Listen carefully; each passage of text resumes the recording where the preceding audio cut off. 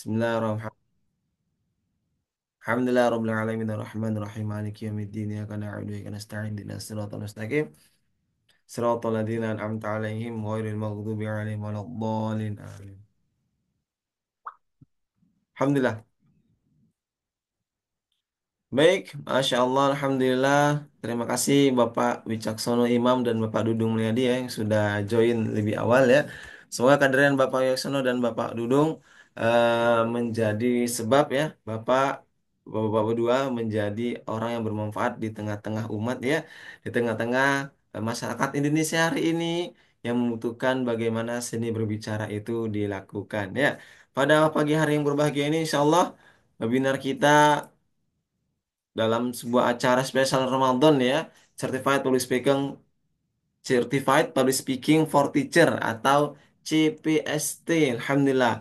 Dan sedikit kami sounding ya pada pagi yang berbahagia ini. Ya, pagi hari ini kita akan nanti membahas kurikulum perihal namanya Fundamental Public Speaking ya untuk guru. Kemudian yang kedua ada yang akan kita dapatkan juga bahasa tubuh dan teknik vokal. Dan yang ketiga adalah membuat presentasi yang menarik dan manajemen audiens dan interaksi. Dan yang paling penting adalah simulasi public speaking for teacher. Dan mari kita akan mulai acara kita yang berbahagia ini. Sebelum kita lanjut, bagaimana para peserta yang Masya Allah luar biasa pada hari ini sekitar 2 juta orang. Bapak Wijaksono, siap Bapak? Kita lanjut. Ya, Ya, insya Allah siap. Insya Allah siap ya. Walaupun yang hadir 4 orang, insya Allah malaikat mendoakan kita ya, karena yang kita lakukan hari ini untuk mengupgrade diri kita ya, terutama saya sendiri ya, dan bapak-bapak yang hadir juga insya Allah ya, terupgrade dengan pembahasan pagi hari ini. Namun sebelum itu, bapak-bapak yang melakukan Allah Subhanahu Wa Taala, sebelum kita lanjut, izinkan kita sedikit ya memutarkan sebuah tayangan video yang berikut ini. Ya, selamat menyaksikan. أعوذ بالله من الشيطان الرجيم بسم الله الرحمن الرحيم الحمد لله الذي أنزل على عبده الكتاب ولم يجعل له عوجا قيما لينذر بأسا شديدا من لدنه ويبشر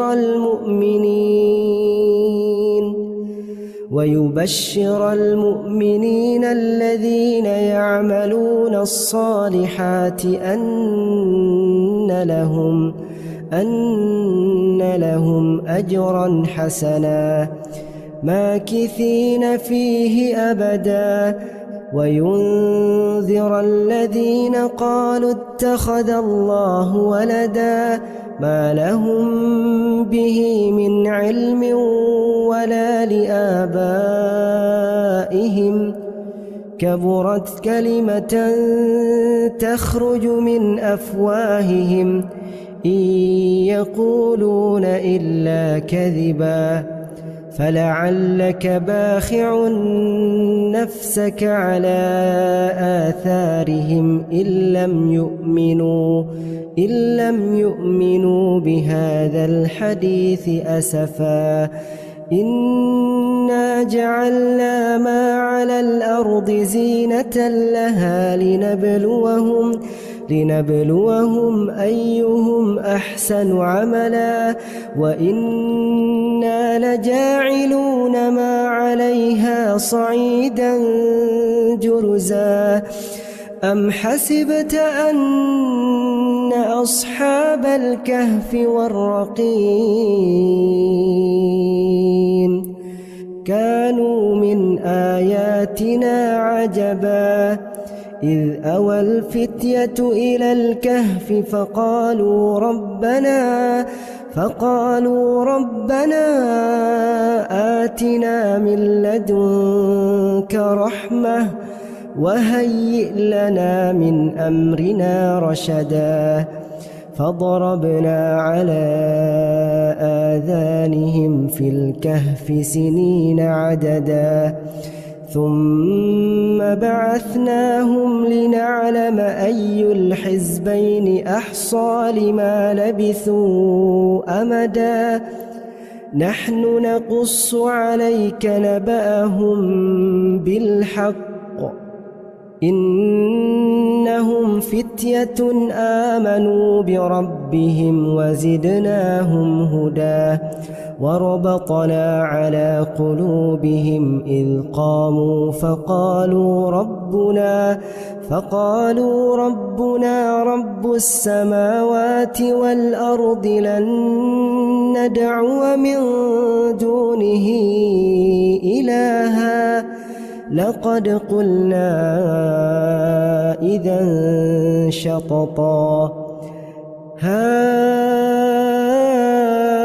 هؤلاء قومنا اتخذوا من دونه آلهة لولا يأتون عليهم بسلطان بين فمن أظلم ممن افترى على الله كذبا وإذ اعتزلتموهم وما يعبدون إلا الله فأووا إلى الكهف ينشر لكم ربكم من رحمته ويهيئ لكم من أمركم مرفقا وترى الشمس إذا طلعت تزاور عن كهفهم ذات اليمين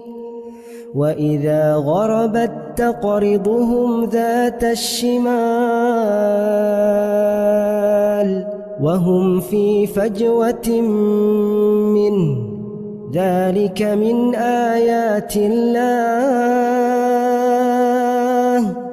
من يهد الله فهو المهتد ومن يضلل فلن تجد له وليا.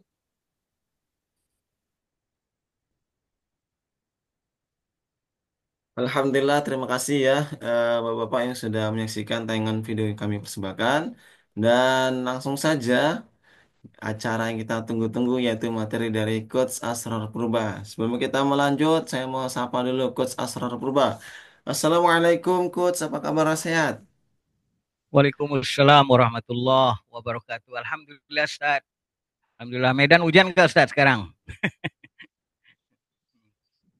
Nah Coach, Di Medan hujan nggak nih hari ini? kalau pagi yang berbahagia ini Coach, Alhamdulillah Medan tidak hujan Coach. Rasa-rasa gerah dan panas Coach. Cerah ya. Alhamdulillah. Nah, Alhamdulillah. Kita mulai aja Coach ya. Insyaallah pagi hari ini kita akan menyaksikan, menyimak langsung apa yang disampaikan oleh Coach Asrar Purba. Dan perlu kita ketahui ya, Bapak semua yang hadir pada pagi hari ini, Coach Asrar Purba salah satu eh, apa nama trainer kita yang sudah melalang buana ya di dunia public speaking dan beliau sudah mengantongi ya apa kalau kita bilang lisensi BNSP langsung ya. Jadi sangat-sangat diuntungkan bagi kita yang mengikuti pada pagi hari ini. Insyaallah. Langsung saja tanpa perpanjang kalam kita persilahkan kepada coach kita, Coach Asror Purba.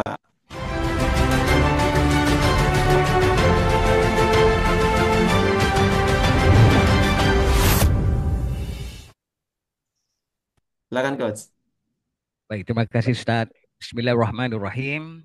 Assalamualaikum warahmatullahi wabarakatuh. Waalaikumsalam Waalaikumsalam warahmatullahi warahmatullahi wabarakatuh. Alhamdulillahirabbil alamin wassalatu wassalamu ala asrofil anbiya wal mursalin wa ala alihi wa sahbihi ajmain. Allahumma shalli ala sayyidina Muhammad wa ala alihi sayyidina Muhammad. Eh, Bapak-bapak hadirin yang berbahagia, sebelumnya saya mau meyakinkan dulu bahwa suara saya cukup didengar baik di sana, Bapak. Ya, Baik ya, Cukup. alhamdulillah. Cukup. Alhamdulillah. Baik. Saya izin share screen ya Coach ya. Izin. Silakan, guys.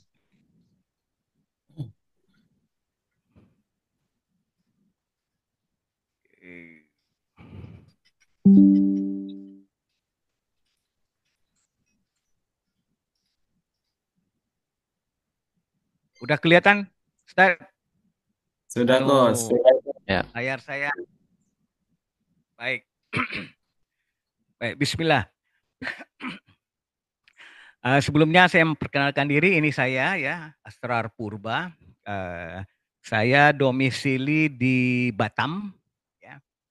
Hari ini kebetulan saya sedang berada di Tanjung Pinang.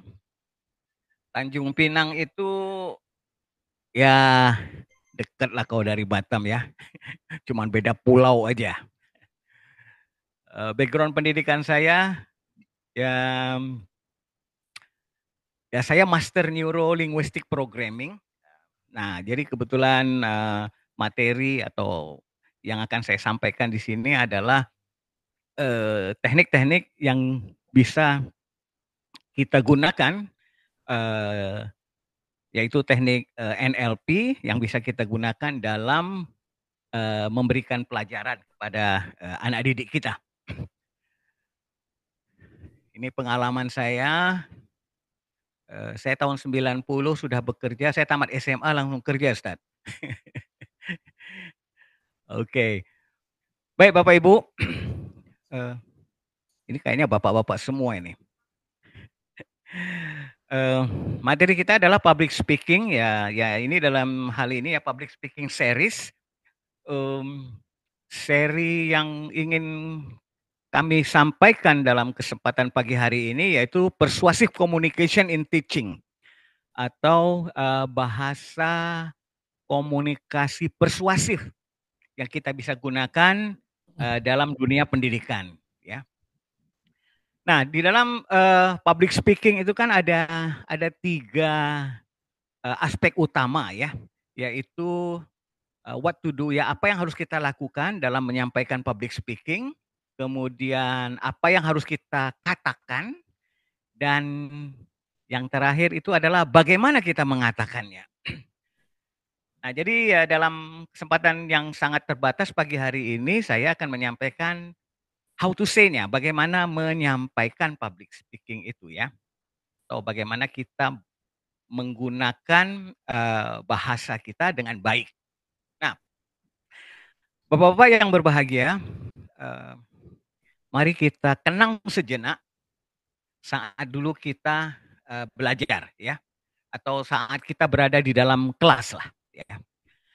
Nah, saat kita berdiri di depan kelas mengajar, saat kita mengajar, pernah nggak terlintas di pikiran kita ya, apa sih yang murid-murid lihat terhadap diriku ya sebagai orang yang berdiri di depan kelas itu. Kemudian apakah mereka paham dengan apa yang saya sampaikan? Nah, ini adalah 2 hal yang paling penting ya, karena mengajar itu adalah menularkan atau menyampaikan satu materi. Jadi kalau kita sibuk dengan apa yang kita sampaikan lalu kita tidak berpikir apakah penyampaian kita dapat difahami oleh anak didik kita, usaha kita akan menjadi sia-sia. Nah, ini adalah ilustrasi ya, ilustrasi di sebuah kelas ya, di mana kita berdiri di depan kelas. Nah, ini adalah sisi kita sebagai guru, kita sebagai orang yang berdiri di depan kelas. Sekarang coba kita balik ya, kita balik bagaimana pandangan murid-murid kita terhadap kita. Ya. Coba kalau kita berpikir dari sisi siswa kita, ya, yang menerima pelajaran dari kita, mungkin saja siswa kita akan berkata, ini guruku ngomong apa ya? Kok aku nggak ngerti sedikit pun apa yang dia sampaikan? Atau umpamanya mereka akan berkata, guruku hanya ngomongnya sama temanku aja. Aku nggak diajak ngomong gitu. Ini adalah kata-kata yang akan terjadi di bawah sadar murid-murid kita seandainya bahasa kita atau bahasa yang kita gunakan tidak mampu menyapa mereka secara keseluruhan. Jadi bahasa yang kita gunakan hanya menyapa segelintir saja dari murid-murid yang ada di dalam kelas kita. Nah, ini dia gambarannya ya. Kalau dari sisi audiens kita, kalau dalam istilah public speaking ya, eh, murid-murid kita itu adalah audiens. Apa yang dia lihat tentang kita di depan sana? Ya, kita berdiri di depan sana dan apa yang ditangkap oleh murid-murid kita di sisi dia sebagai audiens. Nah, Bapak-bapak yang berbahagia, ya menjadi seorang guru itu hendaknya kita selalu berpikir, bertindak dan berbicara dari posisi murid yang sedang menerima pelajaran dari kita. Karena mereka lah kita kan senantiasa mengatakan murid kita tuh objek, padahal mereka tuh subjeknya. Mereka lah yang utama dari pembelajaran kita.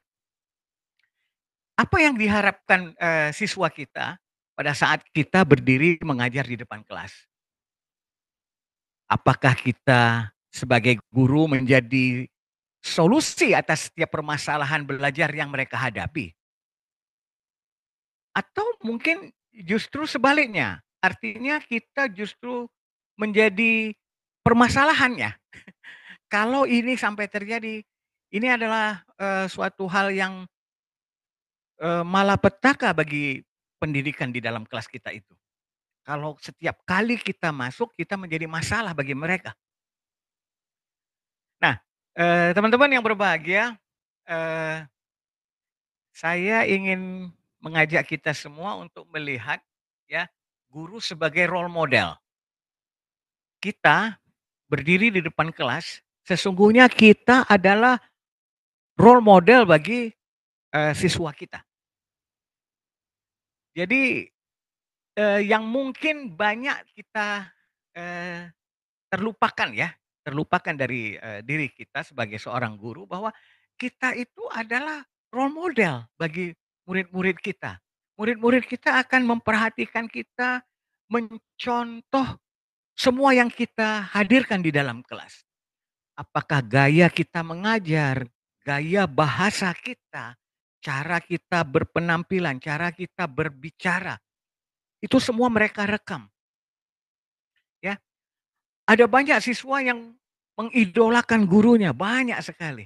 Ya, mungkin kalau saya coba ya, teman-teman yang hadir di webinar kita pada pagi hari ini, coba ingat-ingat sekarang, siapa guru yang paling berkesan di dalam pikiran kita saat kita SMA dulu atau saat kita SMP?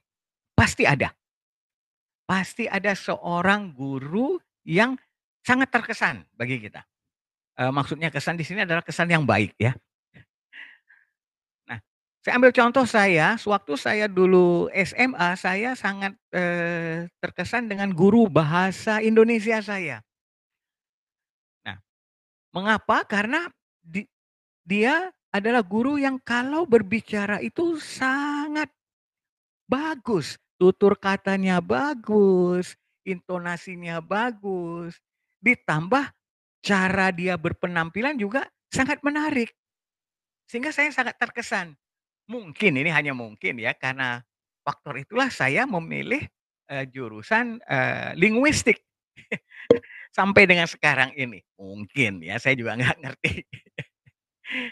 Nah, jadi gaya bicara, gaya berpenampilan, berperilaku adalah beberapa aspek dari seorang guru yang menjadi panutan atau boleh dibilang sebagai role model siswa kita.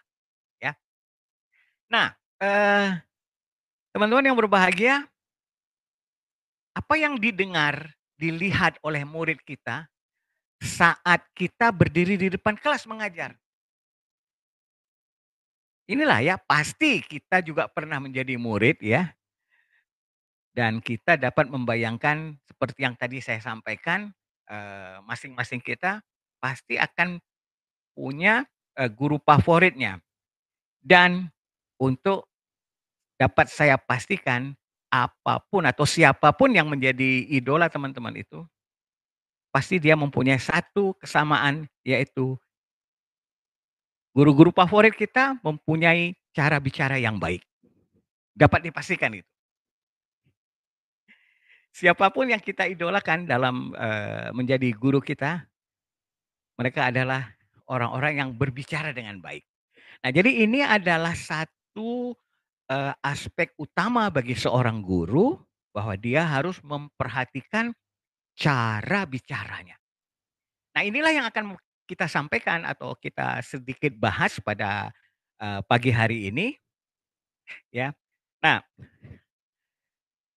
teman-teman yang berbahagia, sebagai tokoh ya, kita seorang guru, kita adalah tokoh di dalam kelas kita. Saat kita tampil, apa sih yang diperhatikan siswa kita terhadap gurunya? Nah, pastinya ada hal-hal yang diperhatikan banget, yang sangat diperhatikan oleh siswa kita di dalam kelas. Dan dapat disimpulkan ada 4 hal yang diperhatikan oleh murid-murid kita di dalam kelas, yaitu 1 itu adalah sikap kita. Ya. Kemudian perilaku kita kedua. Dan yang ketiga itu bahasa kita, baik itu verbal maupun yang non verbal. Dan yang terakhir adalah penampilan kita, ya. Penampilan kita. Jangan sampai murid-murid kita mengenang kita karena berpenampilan yang apa ya, kalau kita bilang itu kalau bahasa kunonya tuh slordeh. Ini gurunya ini berpenampilan asal-asalan gitu ya, tidak rapi dan sebagainya gitu ya. Nah, itu kalau dari penampilan. Nah, dari keempat poin ini yang paling utama diperhatikan oleh siswa kita itu adalah bahasa yang kita gunakan. Baik itu verbal maupun non verbal, ya. Non verbal adalah gaya kita ya, gestur kita, cara kita berdiri di depan kelas, itu ada semuanya adalah hal-hal yang non verbal, ya. Kalau yang verbal ini adalah hal yang kita ucapkan, yang keluar dari mulut kita. Teman-teman yang berbahagia, ya, dalam proses belajar mengajar, guru tampil di depan kelas memberikan pelajaran, ya. Nah, selain dari materi pelajaran, yang juga diserap oleh siswa kita adalah apa yang mereka lihat. Yaitu secara visual, apa yang kita tampilkan di depan kelas. Nah, yang kedua, apa yang mereka dengar. Ya. Apa yang mereka dengar dari kita, artinya suara kita, bahasa kita. Ini yang kita biasa sebut auditorial. Ya. Dan kemudian apa yang mereka rasakan saat kita berada di dalam kelas. Nah, ini biasa disebut dengan kinestetik, secara kinestetik, ya. Nah, jadi unsur visual, auditori, dan kinestetik inilah yang kita coba sedikit bahas dalam kesempatan ini, bagaimana visual, auditori, dan kinestetik ini bisa kita manfaatkan untuk dapat menyampaikan materi pelajaran kita itu dengan baik, sehingga mampu diserap oleh audiens kita, dalam hal ini adalah siswa-siswa kita, mampu menangkap apa yang kita sampaikan dengan baik pula. Di setiap penampilan atau di setiap public speaking atau event public speaking pasti ada message, ya, pasti.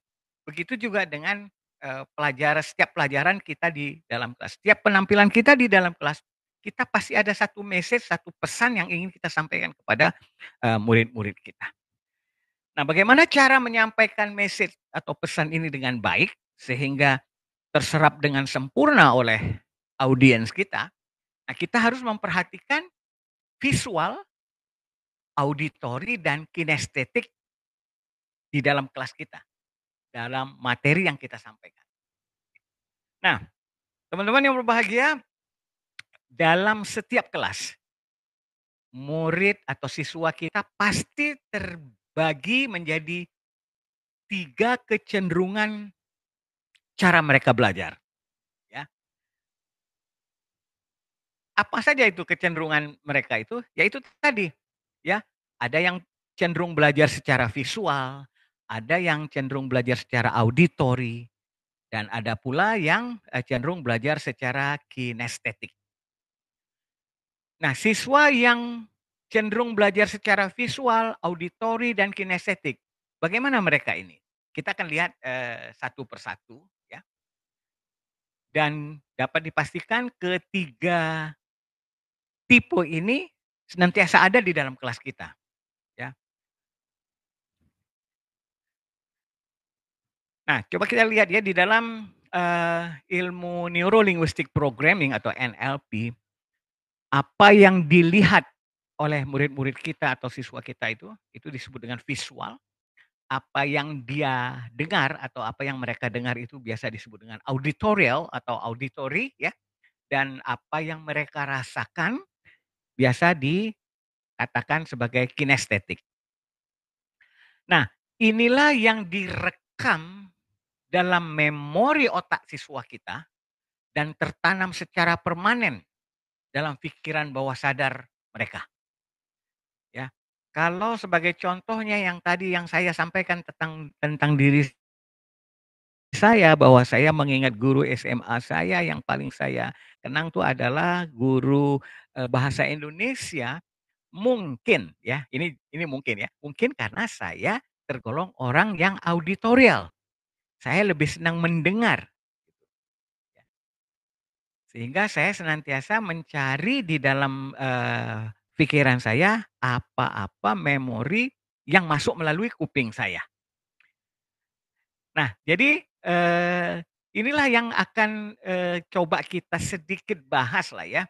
Bagaimana sebaiknya kita menggunakan bahasa, dan bahasa kita haruslah bahasa yang visual, bahasa yang auditorial, dan bahasa yang kinestetik. Karena dengan menggunakan ketiga macam jenis bahasa inilah, maka murid-murid di dalam kelas kita akan mampu menyerap apa yang menjadi message kita dalam setiap pelajaran yang kita sampaikan.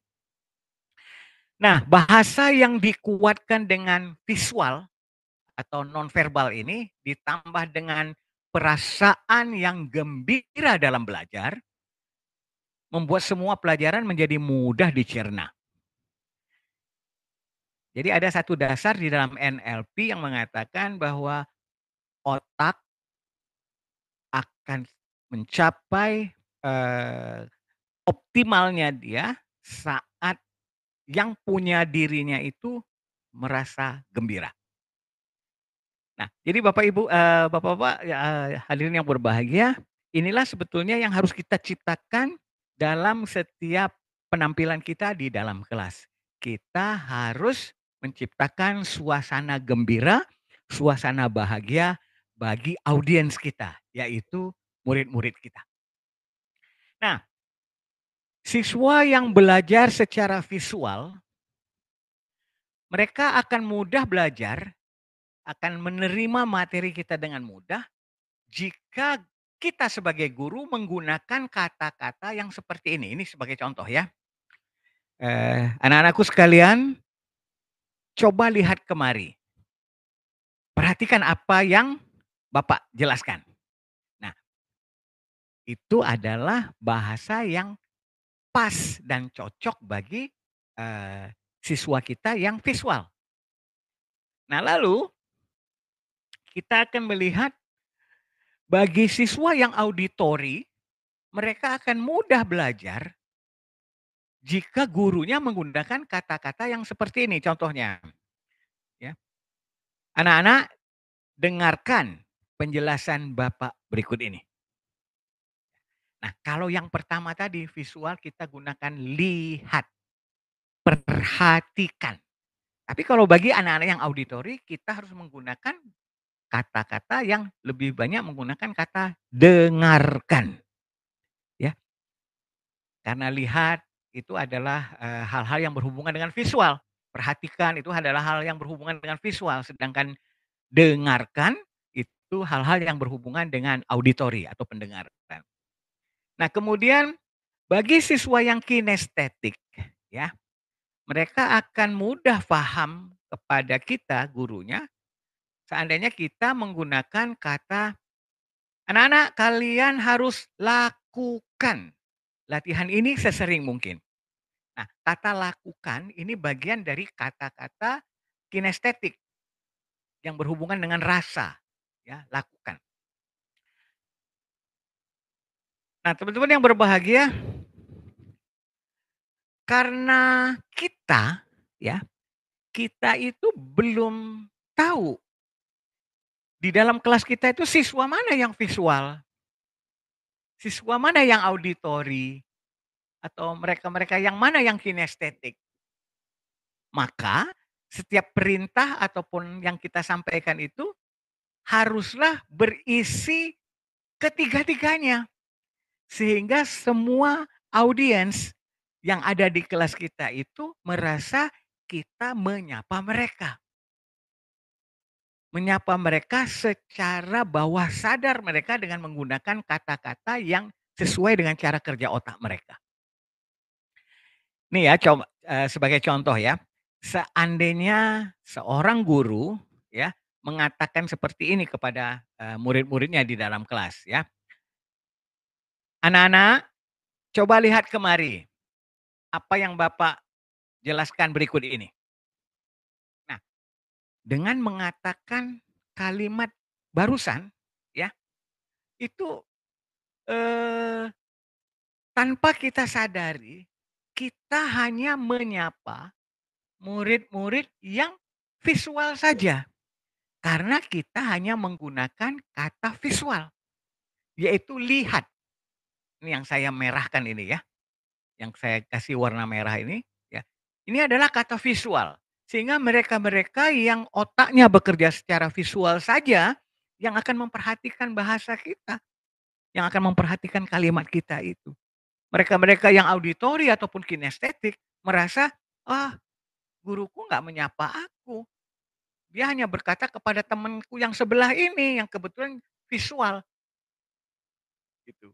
Nah, jadi akibatnya apa? Akibatnya murid kita atau siswa kita yang auditori dan juga yang kinestetik merasa diabaikan. Mereka tidak merasa diajak ikut serta dalam proses belajar dan mengajar yang kita lakukan.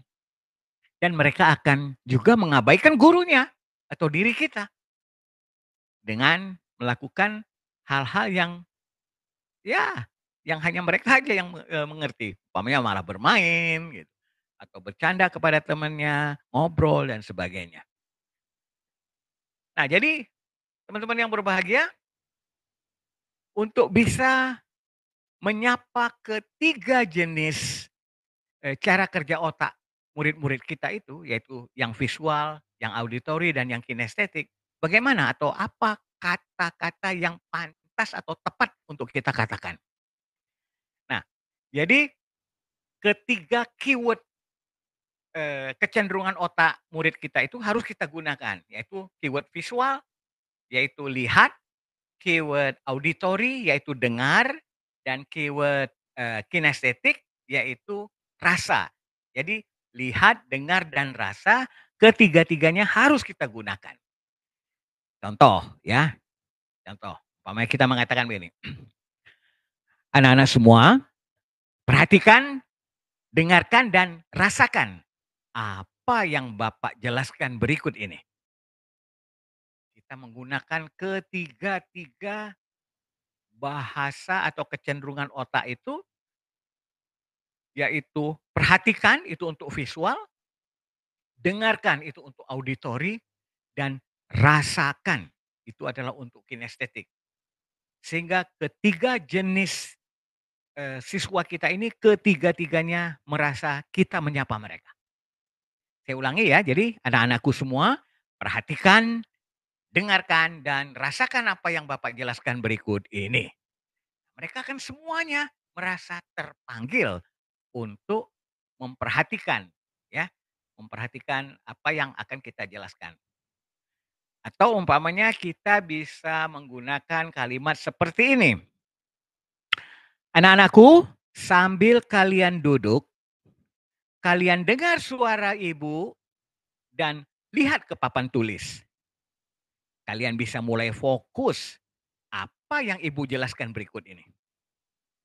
Nah, kalimat berikut ini kita menggunakan kalau biasa di dalam NLP namanya itu staking reality, yaitu kita menggunakan apa yang mereka sedang alami. Contoh kita tadi kan mengatakan, sambil kalian duduk. Duduk itu adalah bagian dari kegiatan kinestetik. Kalian dengar suara ibu. Dengar adalah auditory. Dan lihat ke papan tulis. Lihat adalah visual. Lalu perintah yang kita sampaikan adalah kalian bisa mulai fokus apa yang ibu jelaskan berikut ini. Atau apa yang Bapak akan jelaskan berikut ini. Nah, mereka akan fokus karena ini perintah buat mereka. Buat siapa? Buat mereka yang duduk, yaitu yang kinestetik, yang mendengar suara kita, yaitu orang murid-murid kita yang auditori, dan yang melihat ke papan tulis. Ya, itu adalah yang visual. Sehingga ketiga-tiga jenis cara kerja otak mereka semuanya merasa terpanggil untuk mengikuti pelajaran kita yang akan kita sampaikan. Nah, ini adalah teknik ya, teknik yang melibatkan ketiga, kalau biasa itu disebut dengan ketiga predikat ya, predikat visual, predikat auditori, dan predikat kinestetik.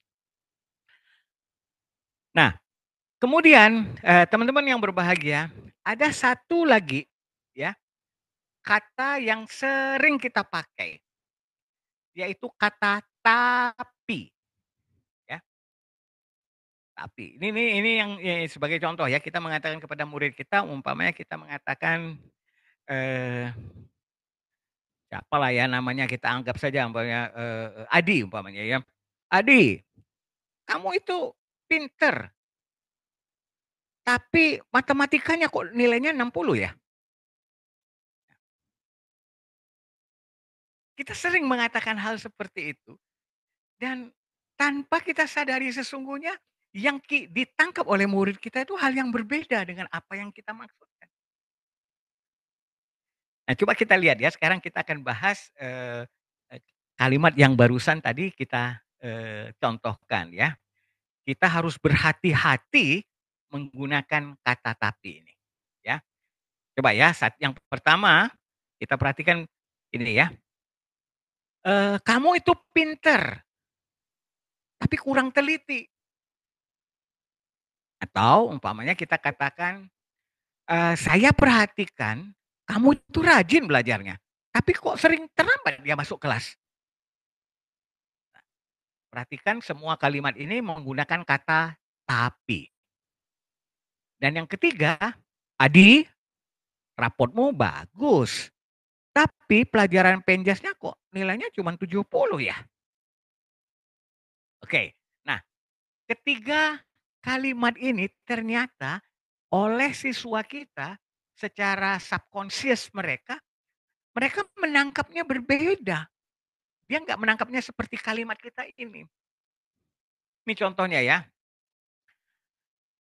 Kamu itu pinter tapi kurang teliti. Apa yang ditangkap oleh bawah sadar murid kita?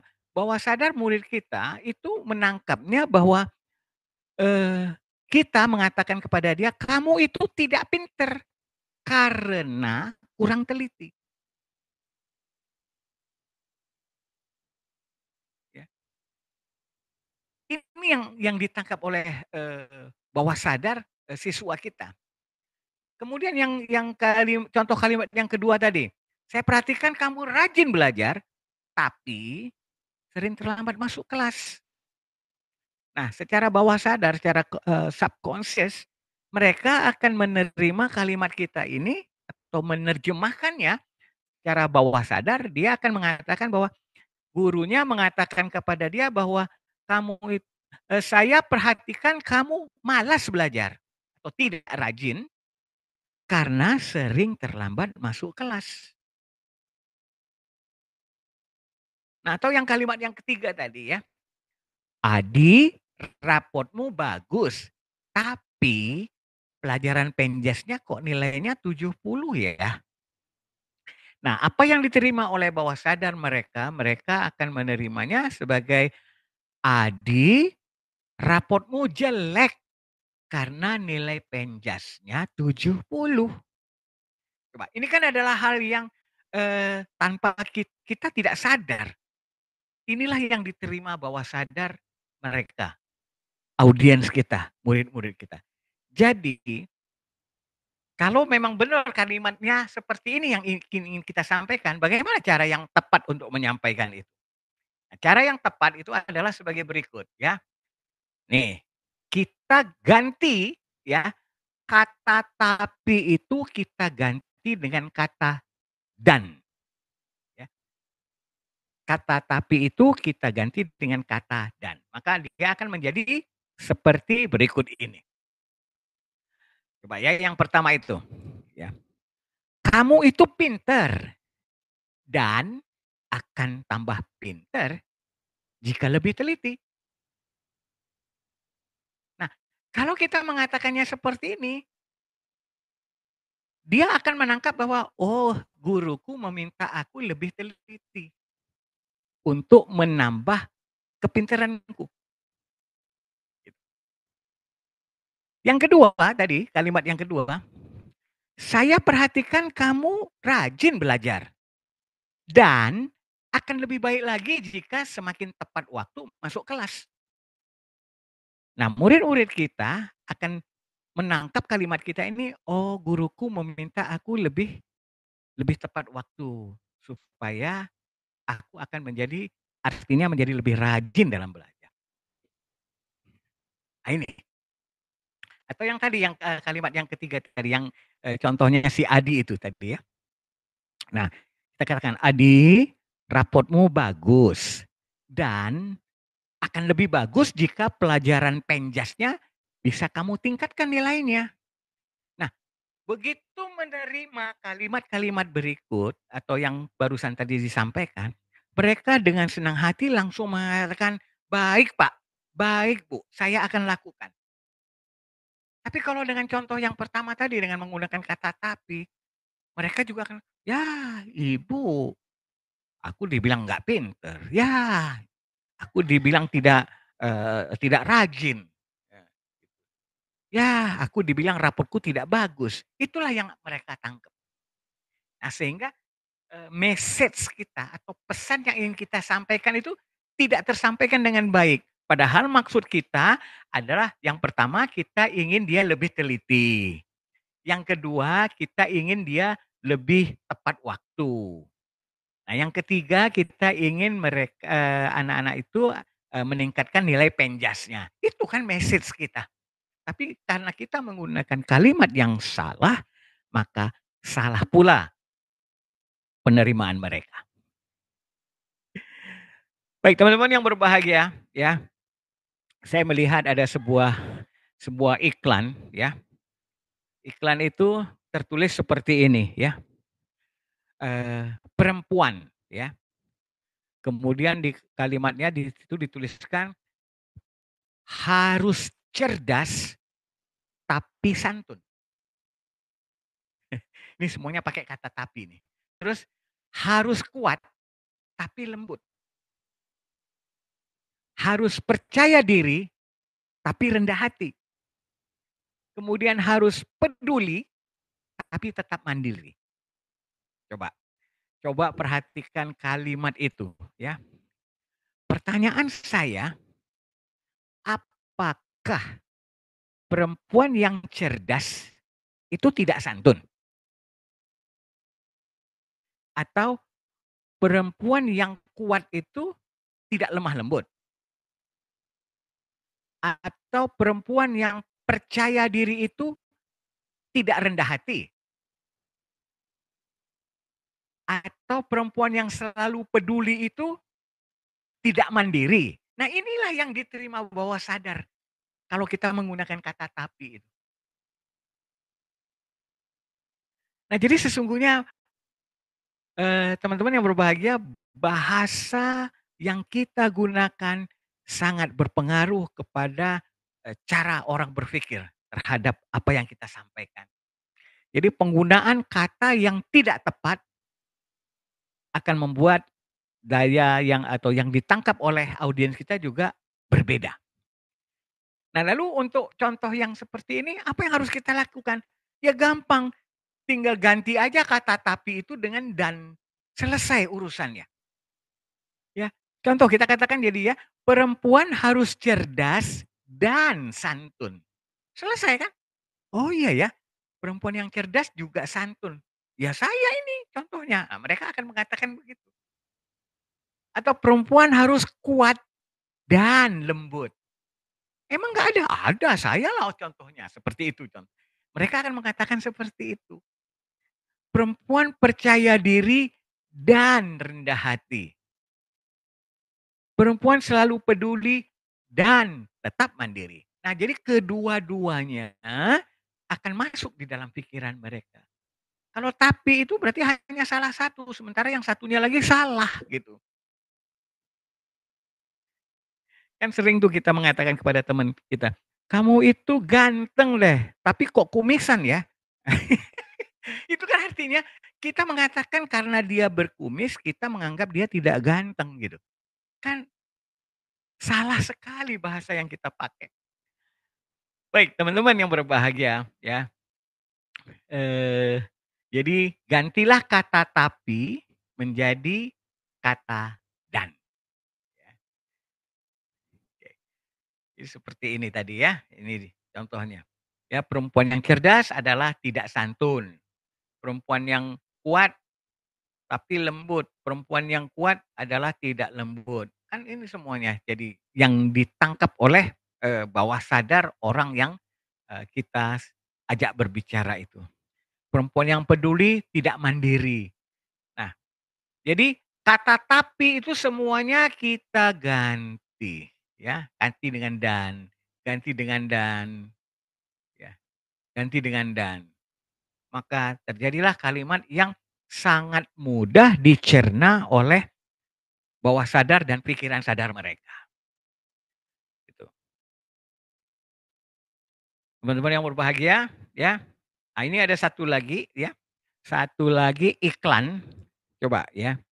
Iklan yang mengatakan ada gambar 5 orang cowok, lalu dia tulis seperti ini. Inilah 5 aktor Indonesia yang memiliki wajah tampan, namun juga taat beribadah. Kata namun ini sama dengan kata tapi. Ya. Yang artinya kalau kita mengatakan begini, bahwa kita mengatakan bahwa aktor-aktor yang wajahnya tampan itu tidak taat beribadah. Itulah arti dari kalimat ini. Aktor-aktor Indonesia yang memiliki wajah tampan tidak taat beribadah. Jadi kalau kita mengatakannya dengan kata dan, itu akan jauh lebih mudah dicerna oleh pikiran. Ya. Jadi kita tinggal mengatakan inilah 5 aktor Indonesia yang memiliki wajah tampan dan juga taat beribadah. Selesai urusan kita. Kita tidak akan dikomplain oleh bawah sadar mereka. Gitu ya teman-teman ya. Nah, jadi tolong perhatikan ya penggunaan kata tapi khususnya di dalam kelas kita. Saat kita mengajar ya. Jadi umpamanya kita mengatakan kepada murid kita ya, kamu tuh pinter tapi banyak ngomong. Itu artinya sama dengan kita mengatakan kamu itu tidak pinter karena banyak ngomong. Padahal maksud kita kan bukan itu, tapi itulah yang diterima. Karena kita salah menggunakan kata-kata. Nah jadi teman-teman yang berbahagia, konklusinya bahwa komunikasi itu adalah aspek yang penting ya, yang harus dikuasai oleh setiap guru ya, bahwa bahasa yang kita gunakan itulah faktor utama yang diperhatikan oleh murid-murid kita. Kita hendaklah menggunakan kosakata yang berbeda untuk murid-murid yang berbeda sesuai dengan kecenderungan otaknya bekerja. Apakah dia visual? Kalau dia visual, kita gunakan bahasa visual. Kalau dia auditori, kita gunakan bahasa yang auditori. Kalau dia kinestetik, kita gunakan pula bahasa yang kinestetik. Nah, sikap dan penggunaan kata yang benar dan tepat akan menentukan kesuksesan kita dalam mengajar. Oke? Jadi ingatlah selalu bahwa kita adalah pelayan publik, ya, bukan majikan publik. Jadi tugas kita di dalam kelas itu adalah melayani murid-murid kita. Bagaimana mereka bisa mampu menerima message, menerima materi yang kita sampaikan dengan baik. Demikian dari saya, mudah-mudahan ada manfaatnya buat kita. Selanjutnya saya kembalikan kepada Ustadz Satria. Kami silakan. Terima kasih Ustadz.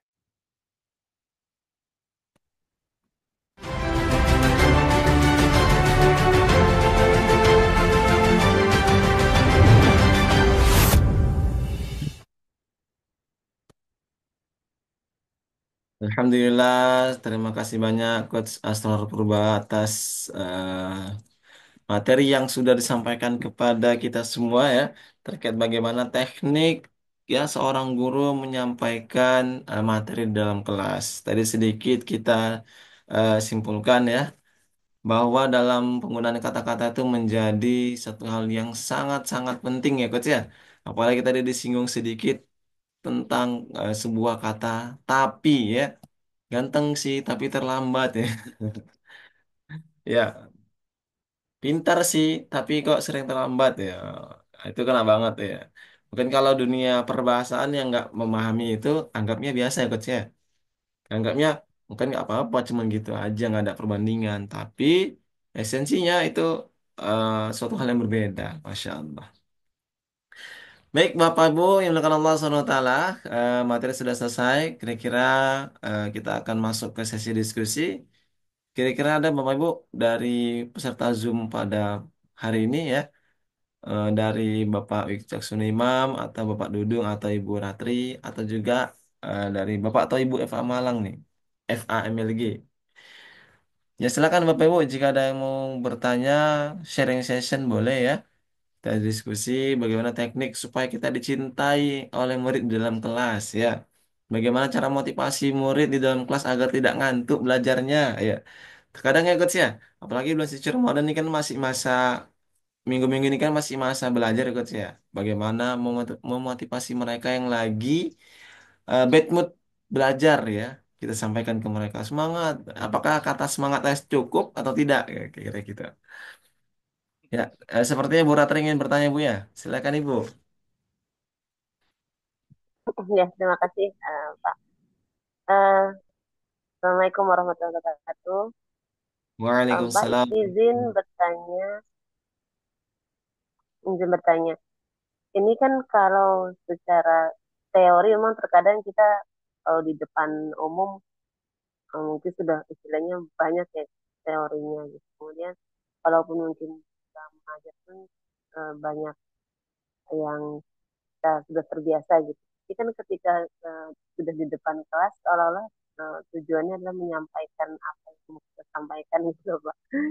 Nah, kalau boleh dikasih tips and trick gitu ya, em, bagaimana kita bisa membuat yang mendengarkan kita tidak bosan itu boleh di-share mungkin Pak. Karena kan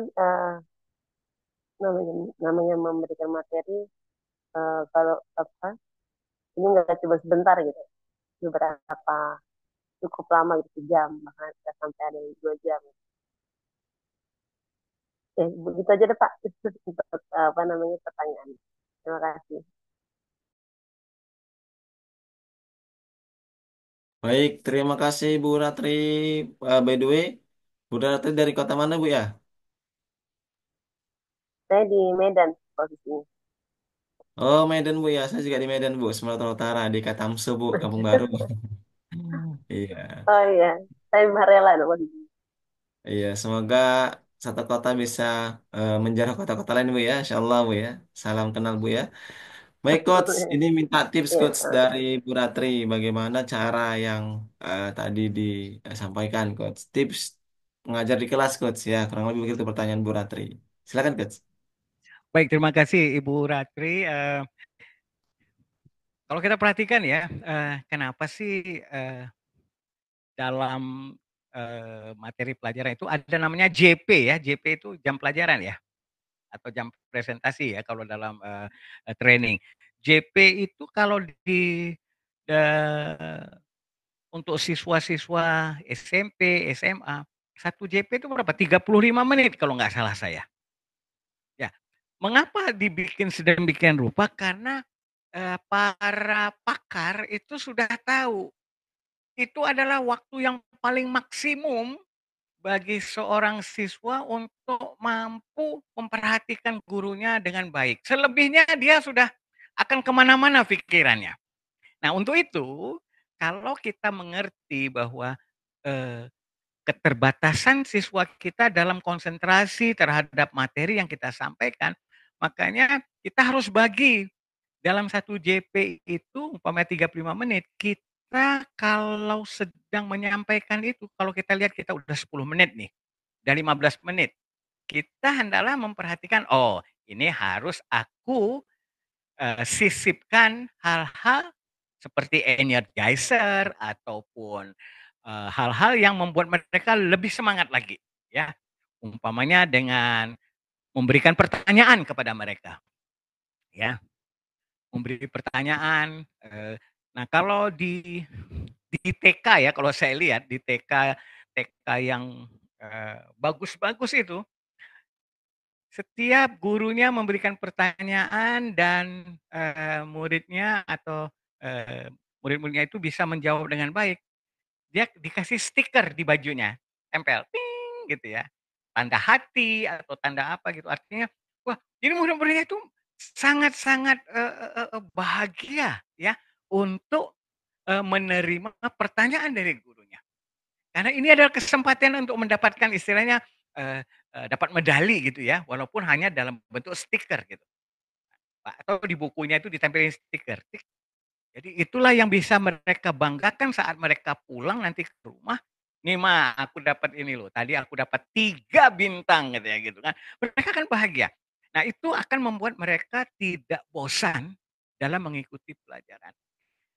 Dan harus kita ingat kita harus betul-betul strict kepada waktu ya.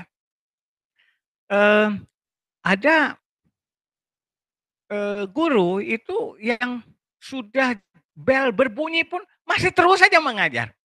Itu akan sangat berbahaya ya, sangat berbahaya karena si siswanya udah pasti tidak akan konsentrasi terhadap materi yang disampaikan setelah bel berbunyi. Karena otaknya itu sudah ada di lapangan sana, udah ada di kantin sana, udah ada di tempat bermain. Bagaimana dia bisa menerima materi yang kita sampaikan setelah itu? Ya. Makanya kita sering melihat kalau di film-film luar negeri, ya, siswa-siswa itu begitu teng berbunyi, gurunya langsung berhenti meskipun itu masih dalam pertengahan belajar. Jika waktunya sudah selesai, harus berhenti. Nah, makanya kita dalam menyusun materi kita harus kita selalu simulasikan dulu, kita tes dulu. Ini pas nggak sih dengan JP-nya ya? Atau 35 menit ini pas nggak dengan materi yang kita mau sudah siapkan ini? Jika tidak, kita harus sesuaikan. Karena itu sangat berpengaruh kepada konsentrasi murid-murid kita dalam menerima materi itu. Nah, jadi dengan demikian mereka akan tetap dalam durasi yang full konsentrasi kepada kita sehingga mereka akan mampu menerima materi kita tanpa rasa bosan. Tapi kalau udah di luar dari jam itu, Mereka mau kita bikin sehebat apapun, memang itu adalah batasan kekuatan mereka dalam konsentrasi terhadap satu materi. Nah, semakin bertambah umur, konsentrasi kita durasinya makin panjang. Bagi kita yang dewasa, kita bisa konsentrasi dalam 45 menit sampai 60 menit masih bisa. Selebihnya kita akan mau break ngopi kek, mau break makan kue atau apa, pasti kita lakukan itu. Karena itulah batasan kekuatan otak kita dalam bekerja. Jadi Ibu Ratri mohon diperhatikan ya durasi kita dalam memberikan pelajaran. Saya kira itu dari saya. Mudah-mudahan bisa mencerahkan Ibu Ratri. Terima kasih. Ya, terima kasih banyak, Coach. Berarti emang variasi ya, lebih menghidupkan ya gitu ya, Coach.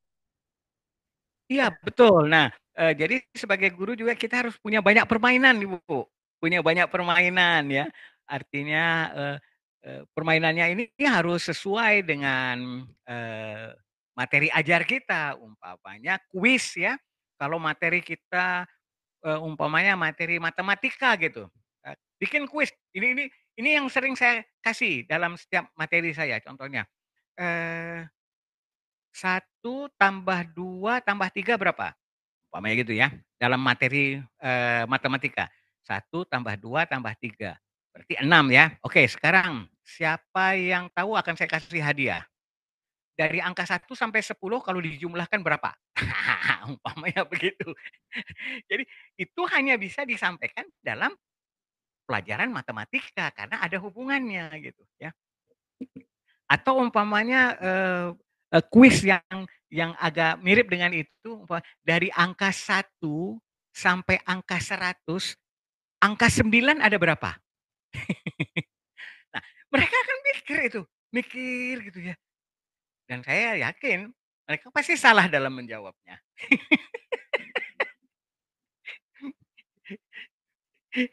Kalau Ibu Ratri 1 sampai 100, angka 9-nya ada berapa, Bu?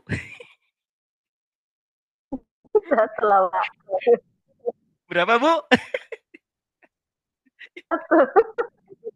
Ah, itu kan ada 9, 19, 29, 39, 49, 59, 69, 79, 89. Nah, 99 kan ada 2 tuh angka 9-nya. 99. Kan baru 10 kan? Kita lupa dengan angka 90, 91, 92. Itu semua kan ada angka 9-nya. Ya, betul. Jadi dengan bermain, karena di awal tadi saya katakan bahwa otak akan mencapai masa optimalnya dalam bekerja jika dia gembira, Bu. Nah, jadi tugas kita sebagai guru senantiasa menggembirakan anak-anak kita di dalam kelas. Jadi sampaikanlah materi kita secara gembira sehingga mereka mudah menerima materi kita. Kira-kira begitu, Ibu. Terima kasih. Ya, terima kasih banyak. Baik, Ibu. Lanjut, Ustaz. Siap, Coach. Menarik, Coach ya. Ternyata saya juga mikir tadi gini, Coach. 98,9 kok 99 langsung. Sementara 91 sampai 98 ada 9. Iya, Iya, kita iya. jarang menghitungnya itu. Suka terlupakan. Baik, terima kasih banyak Coach Asrar atas jawabannya dan juga Bu Ratri ya yang sudah bertanya. Silakan Bapak Ibu ya. Yang lain mungkin ada yang mau diskusi, mau bertanya, sharing session, tidak masalah ya. Kita persilakan. Atau mungkin dari Bapak Wicaksono Imam nih, Masya Allah. Bagaimana Bapak? Atau ada yang mau di-sharingkan dan juga Bapak Dudung? Baik, terima kasih. Saya izin bertanya, cuman sebelumnya perkenalkan diri dulu kali ya. Nama saya Dudung Mulyadi, bidang pekerjaan bidang konstruksi, jadi bukan guru ya. Tapi Oke, baik, kenapa baik. saya tertarik dengan Materi. materi public speaking for teacher. Nah, ini karena tentu saja walaupun bukan bidang pendidikan atau bidang berbicara di kelas, tentu saja eh, hampir sama lah. Kami ya, saya ditugaskan oleh suatu perusahaan untuk memimpin suatu proyek, itu proyek perumahan ya. Kenapa tertarik dengan ini? Karena dalam kepemimpinan sekarang itu kan dikenal dengan pendekatan coaching.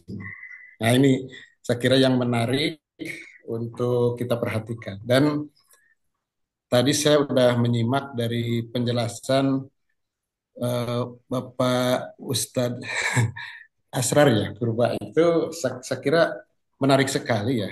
Karena dalam kita menyampaikan sesuatu itu, pemilihan kata itu sangat berpengaruh kepada audiens.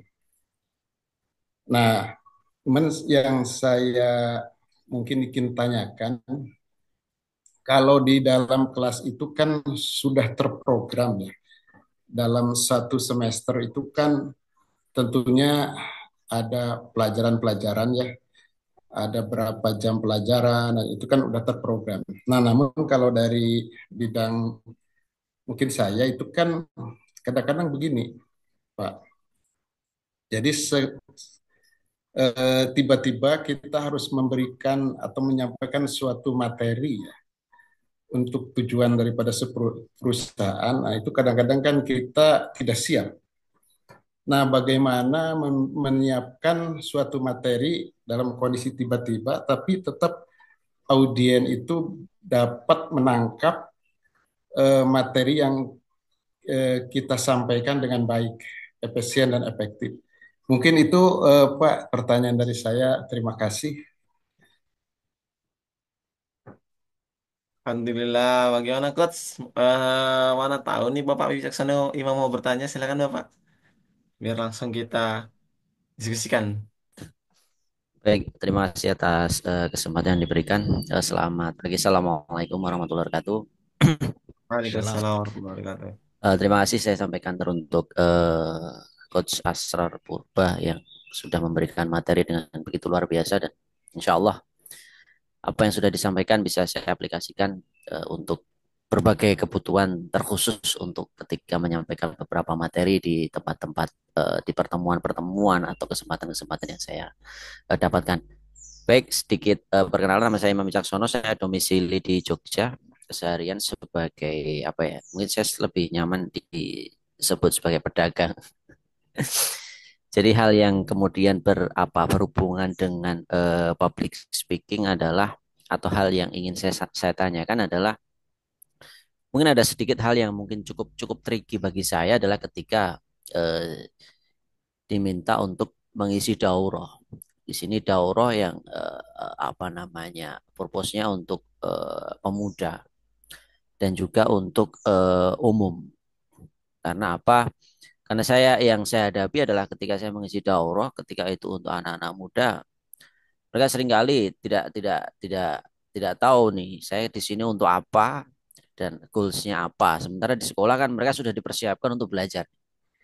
Jadi mulai dari jam pertama sampai jam terakhir itu ya memang habitnya ya seperti itu di kelas mendengarkan dan mungkin ada exercise yang lain-lain. Nah, sementara ketika daurah adalah satu materi daurahnya mungkin cukup padat dan dua mereka ada gap mereka tidak tahu atau ini ngomongin apa sih kok seolah-olah ketika kita membahas agama tentu saja yang muncul dalam pemikiran adalah hal-hal yang sifatnya apa habitual spiritual jadi sholat dan lain ngaji membaca Al-Quran sabar syukur ikhlas sedekah dan lain sebagainya sementara ketika disampaikan kepada yang lain mengenai hal-hal yang akidah itu menjadi begitu membosankan sehingga ini ngomong apa sih kok tidak seperti biasanya mengenai agama. Jadi beda agama yang kemudian saya dapatkan dengan apa materi di sini.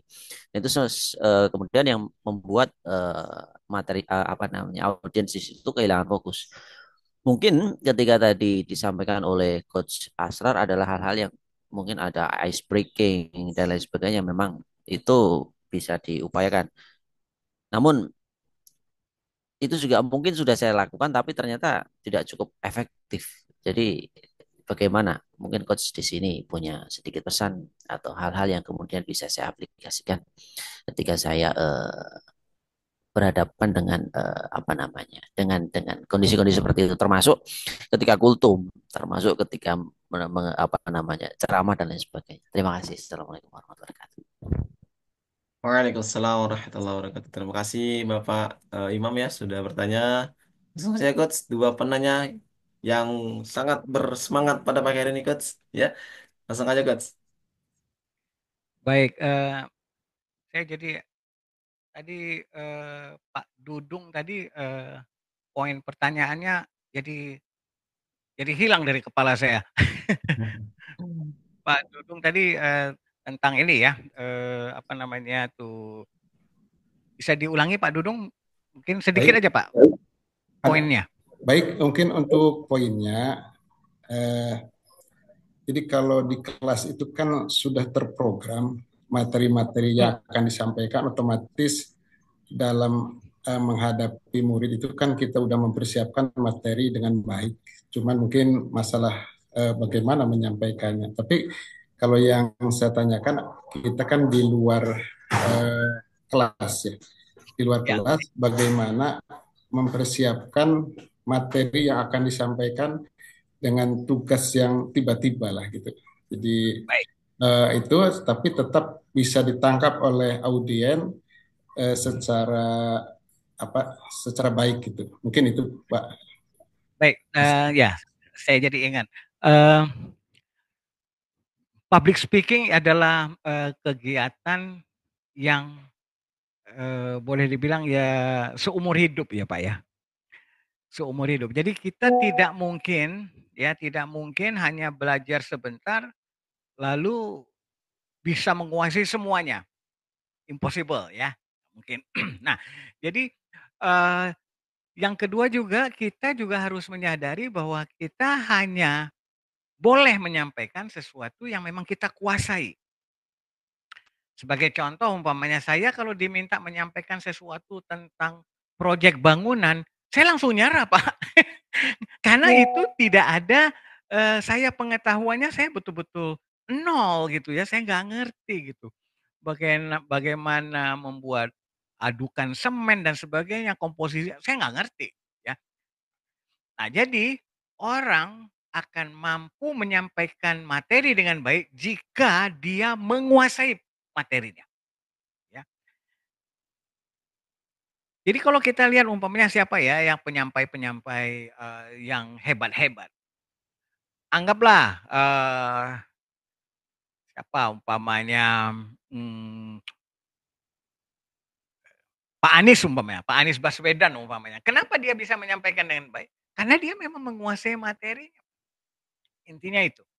Atau Ustadz Adi Hidayat kita sebut gitu ya. Mengapa beliau bisa menyampaikan? Karena memang dia menguasai materi itu, ya. Termasuk juga Ustadz, UAS lah umpamanya gitu ya. Kenapa kok dia bagus dia menyampaikannya? Karena dia sudah, menguasai itu dan kita akan bertanya, kita kan nggak pernah tahu berapa puluh tahun mereka bisa menguasai itu, baru bisa menguasainya. Nah gitu. Jadi mari kita bandingkan dengan kita yang baru belajar, impossible. Ya kita, eee, kemampuan public speaking kita ini akan terasah, melalui waktu dan latihan, ya. Jadi anggaplah setiap kita tampil, setiap kita melakukan, eee eee eee, public speaking dan sebagainya, itu adalah kita latihan. Demikian juga di dalam kelas. Anggaplah setiap hari kita tampil di depan kelas, itu adalah latihan kita. Dan pastinya teknik kita menyampaikan materi di depan kelas saat sekarang ini pasti lebih bagus dengan tahun lalu, materi yang sama, pasti beda. Sama halnya saya menyampaikan materi yang sekarang ini udah yang keberapa kali, ya. Itu akan selalu terus diperbaiki diperbaiki diperbaiki terus, gitu ya. Begitu, untuk Pak Dudung. Nah, kalau untuk Pak Wicaksono tadi, poinnya tadi tentang apa sih Pak? Jadi hilang juga saya. Nah, ketika tidak berada di dalam kelas. Kalau dalam kelas kan memang dipersiapkan untuk apa? Untuk belajar sehingga habitnya sudah jelas. Sementara Oke, ketika tidak ya, berada di dalam kelas kan akan berbeda-beda. Demikian. ya. Nah, baik. Nah, jadi eh, di dalam kelas ya teknik kita menyampaikan itu eh, teknik dasarnya sama, Pak. Ya, teknik dasarnya sama. Ya. Jadi kita kalau di dalam teknik public speaking itu ada namanya bridging ya. Sebelum kita menyampaikan materi, kita harus menyampaikan bridgingnya. Ini contoh aja ya, contoh. Saya senantiasa menggunakan pertanyaan sebelum saya menyampaikan materi. Ya, umpamanya ya di dalam satu forum saya ingin sedang menyampaikan tentang pendidikan. Saya akan biasa memulainya dengan pertanyaan, Bapak Ibu yang berbahagia, kita sudah merdeka 79 tahun. Eh, Presiden kita 8 orang. Sejak Soekarno dan sampai yang sekarang Prabowo ada 8 orang. Karena materi hari ini kita berbicara tentang pendidikan, pernahkah terpikir oleh Bapak Ibu, sejak kita merdeka sudah berapa menteri pendidikan kita, Pak? Itu pertanyaan yang membuat orang konsentrasi terhadap materi berikut yang akan kita sampaikan. Nah, jadi setelah itu saya akan mengatakan, baik Bapak Ibu, tidak usah dicari-cari karena saya sudah menemukannya, saya sudah googling. Sejak kita merdeka sampai dengan sekarang, Menteri Pendidikan kita ada 37 orang Bapak Ibu. Kalau seperti itu, artinya average setiap 2 tahun satu kali kita ganti Menteri Pendidikan. Pertanyaan saya, apa yang bisa kita harapkan dengan sistem pendidikan kita yang seperti itu? Nah, ini pertanyaan akan membuat orang berpikir, ya juga ya. Wah, nah baru kita masuk ke materi kita. Jadi teknik bertanya atau bridging ini kita ingin mengajak ataupun menggiring pikiran orang untuk masuk ke materi kita. Itu penting supaya orang yang kita berikan pertanyaan itu, dia akan mempersiapkan diri. Oh, berikut ini materinya tentang pendidikan. Begitu kira-kira. Nah, kalau materi daurah, materi kultum dan sebagainya, bisa juga kita gunakan seperti itu. Ya, jadi umpamanya kita ingin berbicara Rasulullah sebagai tauladan. Anak-anakku sekalian, siapa idola kamu? Bintang rock, seperti itu. Bintang sepak bola, siapa? Nah, kita mulai dengan pertanyaan. Nah, lalu baru kita giring pikiran mereka untuk mengidolakan panutan kita, Rasulullah Sallallahu Alaihi Wasallam. Kira-kira begitu ya Pak. Jadi perlu kita mengawali public speaking kita dengan pertanyaan. Itu Pak Wicak. Oke, baik, terima kasih. Cuman sedikit-sedikit menambah aja atau Silakan Pak. sedikit apa yang kemudian harus saya lakukan ketika saya sudah menyiapkan pertanyaan, ternyata jawabannya itu tidak sesuai dengan harapan saya. Misalnya tadi, ketika Menteri Pendidikan yang sudah 30 dan lain sebagainya, apa yang diharapkan dari pendidikan seperti itu ketika jawabannya tidak ada, itu apa kita harus mengembalikan kepada bagaimana yang seharusnya atau seperti apa? Karena kan mungkin saja ada apa namanya audiens yang mungkin cukup lelah apabila dilihat diperlihatkan mengenai problematika yang sudah ada sehingga ya sudahlah mau ngomong apa terserah sehingga pertanyaan-pertanyaan tidak sesuai dengan apa yang saya harapkan, namun ternyata mereka sudah punya jawaban sendiri yang ternyata jawaban-jawaban itu adalah jawaban yang memang tidak antusias dan lain sebagainya. Terima kasih. Ya. Nah, jadi pertanyaan itu sebetulnya hanya ingin menggugah mereka berpikir, ya. Kita tidak akan membahas mengapa menterinya sampai segitu, tidak. Tapi itu adalah teknik, ya. Bagaimana kita kalau di istilahnya itu adalah grab attention, ya, membuat otak mereka berada di ruangan itu saat kita menyampaikan. Karena kita tahu mereka datang dari daerah atau dari rumah masing-masing dengan problem yang mereka bawa dari rumahnya masing-masing, ya. Mungkin saja dia barusan berantem sama istrinya atau berantem dengan orang dan sebagainya. Lalu masuk di dalam ruangan yang kita akan berbicara di dalamnya. Maka kita perlu menyatukan, membuat mereka berpikir hal yang sama dengan menyampaikan pertanyaan itu. Itu hanya teknik bridging untuk menggrab attention saja. Kita bukan ingin membahas tentang eh, mengapanya itu seperti yang tadi Bapak. Lalu kalau menterinya sudah seperti itu, apa yang kita harapkan dengan pendidikan kita? Itu hanya untuk menggugah otak mereka untuk lebih konsentrasi kepada materi kita saja. Itu Pak Jejak. Terima kasih, Pak. Terima kasih Coach. Sama-sama Pak Jejak. Ustaz Satria, silakan Pak. Baik, Masya Allah, Alhamdulillah. Semua peserta sudah bertanya Coach ya dari Ibu, Ibu atau Bapak Eva MLG ini ya. Apakah standby atau ingin bertanya silakan ya di open mic ya. Kita sharing session. Kalau tidak ada lagi, kami ucapkan terima kasih banyak ya kepada peserta yang sudah hadir dan juga bertanya ya, interaktif terhadap forum kita pada pagi hari ini. Kepada Bu Ratri, Bapak Dudung, dan Bapak Wicaksono Imam ya yang sudah bertanya. Semoga kehadiran Bapak Ibu semua pada pagi hari ini terus menambah keberanian kita dalam menyampaikan kebaikan di depan umum ya Coach ya. Karena esensi dalam sebuah public speaking ini kan Coach menyampaikan kebaikan ya kan. Apalagi kalau dalam agama kita Islam itu ada sebuah hadis yang mungkin kita pernah dengar ya. Barang siapa menunjukkan satu kebaikan ketika orang itu melaksanakannya, maka pahala itu sama seperti yang melakukannya, Masya Allah. Tapi dengan catatan kita juga melakukan ya, Coach ya. Ayo kita bersemangat bangun pagi ya, sholat subuh ke masjid ya. Setelah kita sampaikan gitu tadi Bapak Wicaksono Imam ya, ketika daurah anak muda mereka bersemangat. Ada sebuah pahala besar di situ ya kan. Masya Allah. Mereka, oh iya ya kata Bapak Wicaksono, pahala besar menanti kita ketika sholat subuh di masjid. Masya Allah. Ketika melakukannya, maka akan mendapatkan pahala yang sama seperti yang mengerjakan. Masya Allah luar biasa.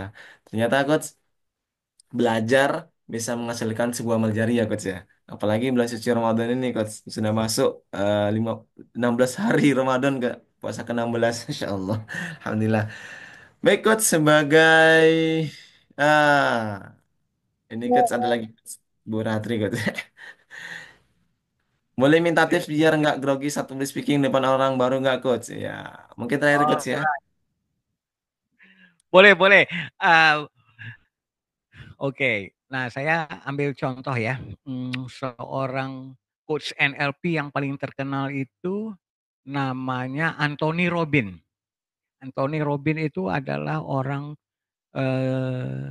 kaya ya, orang kaya, kayanya tuh dari NLP. Luar biasa beliau itu. Nah, jadi beliau pernah memberi tips ya, bagaimana caranya untuk supaya tidak grogi. Jadi dia mengatakan bahwa tubuh dan pikiran itu saling mempengaruhi. Pertanyaan saya, grogi itu adanya di mana? Adanya di pikiran. Pikiran kita, aduh ini nanti gimana ya, ini nanti bagaimana, ini bagaimana. Jadi grogi itu adanya di dalam pikiran kita. Nah, namun itu ditunjukkan oleh sikap tubuh kita. Tubuhnya gemetaran, keringetan, dan sebagainya. Nah, untuk itu kita harus siapkan tubuh kita agar pikiran kita siap. Pesan dari Anthony Robin bahwa beliau senantiasa melakukan olahraga ringan sebelum penampilannya. Nah, ini unik ini. Kalau guru bagaimana? Nah, bagaimana? Nah, jadi kalau saya biasanya saya minta anak-anak itu tepuk tangan rame-rame, tepuk tangan gitu ya. Oke, sekarang coba ya kalau kita tepuk tangan dengan komando saya, tepuk tangan satu kali, tepuknya satu. Kalau saya sebutkan angka dua, tepuknya dua. Kalau saya sebut angka tiga, tepuknya tiga kali. Nah, jadi itu sebetulnya hanya saya ingin mereka bergerak, kitanya ikut bergerak. Bergerak sedikit ya. Nah, jadi dengan kesiapan tubuh, pikiran kita juga siap. karena tubuh dan pikiran saling mempengaruhi. Nah, jadi di saat tubuh kita lebih ready, lebih siap, otak kita juga akan mengalami hal yang sama. Sehingga grogi itu tadi akan mudah diatasi. Dan yang kedua tentunya menguasai materi. Ya, menguasai materi ini adalah poin yang sangat-sangat penting agar kita terhindar dari grogi. Itu buat Ibu Ratri. Terima kasih, mudah-mudahan ada bisa mencerahkan ya. Silakan Ustaz Satria.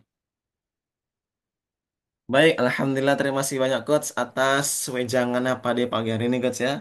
Walaupun wejangannya nggak berupa fisik ya, tapi insya Allah akan menjadi bekal kita semua dalam menghadapi dunia per public speakingan ya, dalam mengisi sebuah acara-acara besar nantinya. Insya Allah, Alhamdulillah. Nampaknya Coach, ya ada yang mau bertanya lagi Coach, Masya Allah. Silakan, Bapak atau Ibu FA. Oh ya, terima kasih Pak Ustadz. Sebelum itu, perkenalkan nama saya Faisal Akbar, asalnya dari Kota Malang, Jawa Timur. Terima kasih pada Pak Asfer dan menyampaikan materi tentang public speaking yang sangat bagus ya. Pertanyaan saya gini Pak, ketika tiga aspek itu tidak tersampaikan dengan baik, apakah ada solusi yang lebih gitu gitu loh Pak. Jadi dari auditori, visual maupun yang kinestetik, apakah ada solusi yang lain ketika eh, seorang public speaking itu dapat menyampaikan dengan itu Pak. Terima kasih. Baik, apakah ada teknik lain kalau umpamanya itu tidak efektif ya? Nah, jadi kita hendaklah berbicara namanya itu chunking ya. Chunking itu kita berbicara itu yang di atas, jadi lebih umum. Kita jangan go detail, jangan ke hal yang spesifik ya. Karena hal-hal yang spesifik ini pastinya lebih membuat orang berpikir lebih keras, kemudian lebih menjemukan gitu ya. Kemudian lebih apa namanya membosankan. Nah, jadi begitu kita berbicara hal yang agak sedikit umum, orang lebih mudah menerimanya. Orang lebih nyaman untuk menerimanya. Jadi kalau kita lebih semakin detail, orang akan semakin bosan. Ya, karena hanya orang-orang yang betul-betul mengkhususkan dirinya untuk mempelajari itu yang tertarik. Jadi itu tidak akan secara umum. Nah, jadi yang teknik-teknik yang tadi saya sampaikan itu adalah teknik membuat orang memperhatikan kita dengan menggunakan bahasa yang sesuai dengan otak mereka. Nah, dengan melakukan itu, mereka akan mudah menerima apapun next yang kita mau sampaikan. Begitu, sahabatku dari Malang ya tadi ya. Namanya siapa tadi Mas? FA itu siapa Mas? Faizal Akbar. Oh, Mas Faizal, baik. Arek ngalem ki. Oke, silakan. Wis Coach ya, Baik, wis. Ustaz. Wis Coach ya, wis. Tampaknya tidak ada lagi yang mau bertanya Coach ya, karena semua peserta pada pagi hari ini sudah bertanya, yang artinya Coach waktu sudah menunjukkan pukul 7.28, yang artinya insya Allah kita akan bertemu lagi nanti di forum berikutnya, dan kami ingin sampaikan kepada Bapak Ibu semua ya yang hadir pada hari ini, mohon kiranya nanti jangan langsung live dalam grup ya kalau tidak ada pemberitahuan ya, dan kemudian jangan lupa Bapak Ibu ya untuk ya namanya kita ada sosial media, jangan lupa follow ya LVK Generasi Fakifidin sebagai bentuk apa namanya ucapan terima kasih kita kan karena sudah banyak mendapatkan feedback-feedback yang kalau kita bilang secara free ya coach ya. Artinya apa? Artinya semoga ini bermanfaat ya. Dan kami menyampaikan informasi juga bahwa program kita itu nggak hanya di sebatas certified public speaking in teacher saja. Insya Allah webinar-webinar lain certified lain juga akan kita adakan. Bapak Ibu bisa pantau terus di Instagram kita atau di grup WA kita atau boleh japri ke admin kita langsung terkait dengan apa program update terbaru dari LPK kan begitu ya. Semoga Bapak Ibu yang hadir pada pagi hari yang berbahagia ini terus diberikan Allah kekuatan, kemudahan, dimurahkan rezekinya oleh Allah Subhanahu wa taala. Amin. Mungkin yang belum mendapatkan sebuah hadiah dari Allah untuk THR keluarganya ya. Semoga Allah mudahkan Coach ya dapatkan itu ya. Bisa diberikan ke keluarga tercinta sebagai bentuk rasa kasih sayang dan cintanya ya. Semoga yang berkhidmat ya Allah tambah nikmat, selamat dunia dan akhirat ya. Alhamdulillah. Amin ya rabbal alamin. Itu saja yang bisa kami persembahkan ya coach ya. Izin ya coach ya, karena tadi sudah penutup juga ya. Closing statement juga pertanyaan terakhir ya. Kalau ada jarum yang patah jangan simpan dalam celana coach ya. Karena jarum yang patah itu coach kalau simpan dalam celana nyucuk itu coach. Jarum patah simpan dalam celana nyucuk coach ya. Kalau ada kata-kata yang salah dari saya dan juga coach Asrar Purba jangan sampaikan ke mana-mana. Burung Irian, burung cendrawasih. Cukup sekian dan terima kasih. Wallahu a'lam bishawab. Allah kita akhiri dengan mengucapkan alhamdulillah alamin. Doa kifaratul majelis. Subhanakallahumma bihamdika asyhadu an la ilaha illa anta astaghfiruka wa atubu ilaik. Ya, wa'afu minkum. Assalamualaikum warahmatullahi wabarakatuh. Waalaikumsalam warahmatullahi wabarakatuh. Salam Izin Ya Bapak, Allah. warahmatullahi izin Bapak dan Ibu ya, kita foto dulu ya, jangan wabarakatuh. pulang dulu. Izin Bapak Ibu ya, jangan pulang dulu ya, kita foto dulu. Ya Bapak Ibu Silakan. kita foto dulu. Baik ya, ya Bapak Ibu kita foto satu, ya. Terus Bapak Ibu ya, ini kalau muncul nih. Oke, setting dulu ya saya. Oke ya, kita foto satu, dua, tiga.